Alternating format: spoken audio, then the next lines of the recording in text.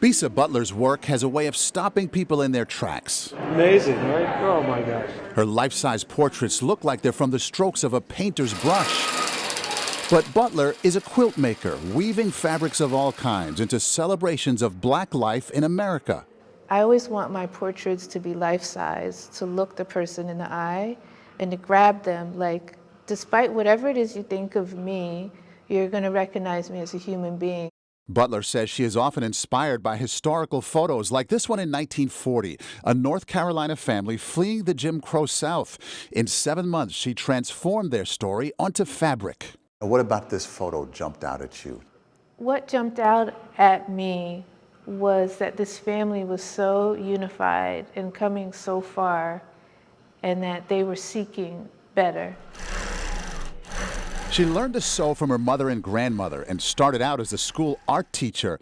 Now her work graces major magazine covers.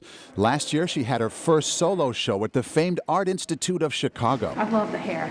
I love the hair on these. Does it feel like you're filling in a gap in history that was just left out? Absolutely. Absolutely. I feel like our history has often been either concealed, deliberately erased, or ignored. And I feel that African American history is American history. We contributed to this country just as much as anybody else.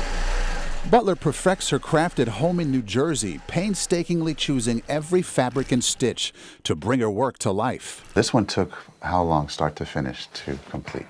This took a month. I love the hair.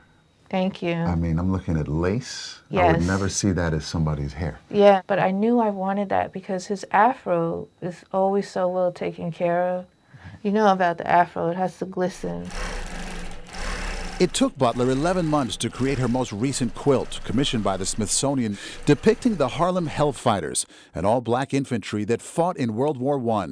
They were showing the world that they can be brave, that they are men, not boys.